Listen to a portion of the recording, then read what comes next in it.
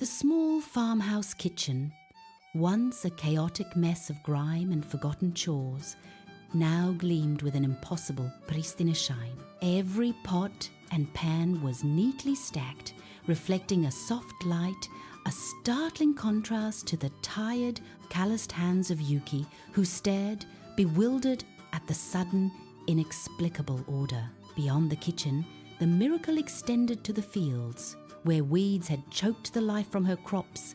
Now vibrant green shoots stood in meticulously tilled rows. Yuki walked among them, her initial confusion slowly giving way to a fragile hope, a desperate longing for change reflected in the newfound tidiness of her meager farm. Near a patch of wildflowers, a peculiar object caught her eye.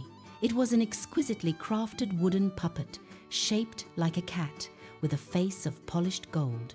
It lay silently in the grass, an unsettling beauty.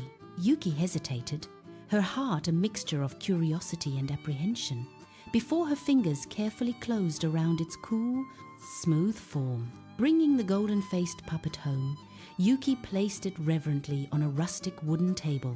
The flickering candlelight danced across its unblinking golden face, casting long, strange shadows that made it seem both serene and subtly sinister. She reached out, her touch light and uncertain, as if fearing it might shatter or come to life. Days turned into a surreal dream. Yuki would drift to sleep, her body aching with exhaustion, only to awaken each morning to a house impossibly clean, a hot, steaming meal awaiting her.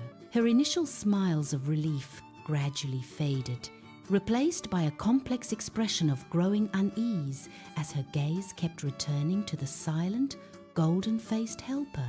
One chilling dawn, a dark stain on the yard soil sent a jolt of terror through Yuki. A prized chicken was missing. Her eyes darted to the golden-faced puppet on the table, and there, barely perceptible at its silent mouth, were tiny, dark red flecks. A sickening realization began to curdle in her stomach.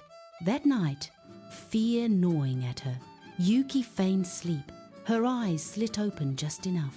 Through the crack in her bedroom door, illuminated by the pale moonlight, she witnessed it. The golden-faced puppet slowly, unnaturally rose from the table. Its features stretched and warped in the shadows, revealing sharp, predatory fangs as a low, guttural growl vibrated through the silent house. The golden-faced puppet continued its nocturnal labors, the farm impossibly neat, but the cost was becoming devastatingly clear. Yuki's own hands, once strong and capable, were now raw, with strange, self-inflicted wounds, her body growing increasingly weak and listless, as if her very life force was being siphoned away.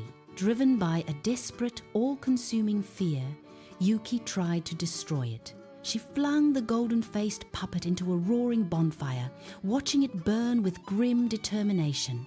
Yet, the next morning, it sat perfectly unharmed on her table, its golden face shimmering with an unnerving, enhanced brilliance, a silent testament to her inescapable plight.